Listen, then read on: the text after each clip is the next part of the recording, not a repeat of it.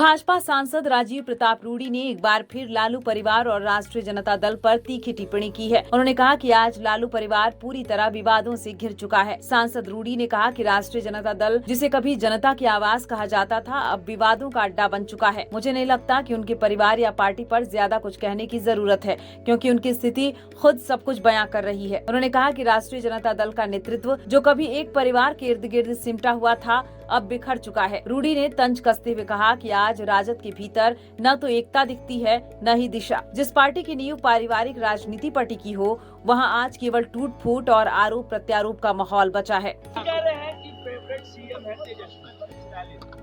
देखिए, हम लोगों ने तो लालू जी को मुख्यमंत्री के रूप में देखा और आज भी बिहार में लालू जी का ही चेहरा है और बार बार ये कहना कि कोई और मुख्यमंत्री होगा, लेकिन अब लालू जी का चेहरा एक ऐसा खौफनाक चेहरा है कि वो तेजस्वी जी के चेहरे के सामने आ जाता है। कितना भी प्रयास किया जाए, बिहार की जनता का ये मानना है कि आज भी लालू यादव का चेहरा राष्ट्रीय जनता दल के ऊपर है और वहाँ कोई और प्रत्याशी नहीं है।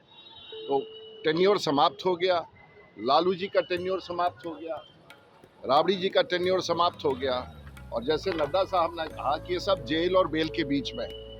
तो जो मुख्यमंत्री जेल और बेल के बीच में रहते हो पूरा परिवार और खानदान, वहाँ ऐसी कोई संभावना नहीं बनती है। ये काल्पनिक है। बिहार में नीतीश कुमार ही बिहार के मुख्यमंत्री बनेंगे।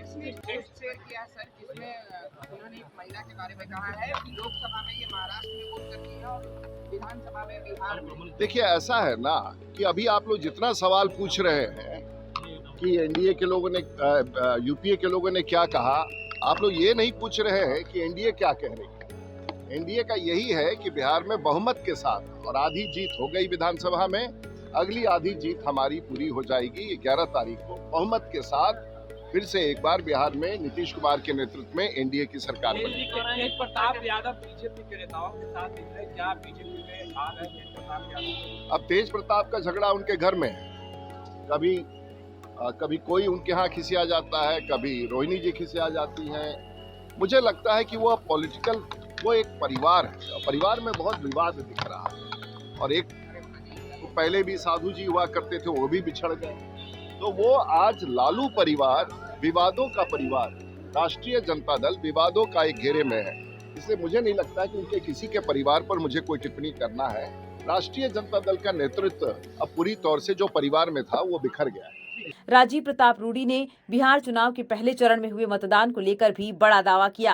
उन्होंने कहा कि बिहार के आधे चुनाव हो चुके हैं और अब तक के मतदान से साफ संकेत मिल रहे हैं कि एक बार फिर नीतीश कुमार ही बिहार के मुख्यमंत्री बनने जा रहे हैं। रूडी ने कहा कि जनता का झुकाव साफ तौर पर एनडीए के पक्ष में है। लोग विकास, स्थिरता और सुशासन को वोट दे रहे हैं। बिहार ने बीते कुछ सालों में जो तरक्की की है, वह नीतीश कुमार की नीतियों और प्रधानमंत्री नरेंद्र मोदी के नेतृत्व का परिणाम है। यही भरोसा जनता को फिर एक बार एनडीए की ओर खींच रहा है। उन्होंने कहा कि बिहार के लोग अब झगड़ों और विवादों की राजनीति से तंग आ चुकी हैं। बिहार की जनता जानती है कि कौन विकास की बात करता है और कौन केवल सत्ता के लिए राजनीति करता है। जनता परिवारवाद से निकलकर काम करने वालों को चुन रही है। पहले चरण के मतदान खत्म हो गए। एनडीए के लोग कह रहे हैं कि हम लोगों के पक्ष में है, पर महागठबंधन के लोगों ने तेजस्वी को मुख्यमंत्री बना लिया। नौकरी और रोजगार के मुद्दे पर बिहार का आधा चुनाव हो चुका है।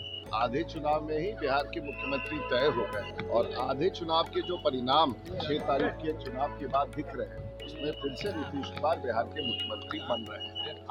खेसारी लाल यादव ऐसा करें, ये लोग नौकरी और रोजगार की बात करेंगे, हम चुनाव लड़ना छोड़ देंगे, सर्टिफिकेट नहीं लेंगे। भाई, उस सर्टिफिकेट तो बात की बात है। सुने कि कल खेसारी लाल यादव कहीं थे और ऐसे कलाकार जो आते हैं, जिनको इतनी भी संवेदना नहीं है कि एम्बुलेंस रुका रहा और कहते हैं कि खेसारी लाल यादव का रोड शो था और एम्बुलेंस रुका रहा और मरीज छटपटा के मर गया।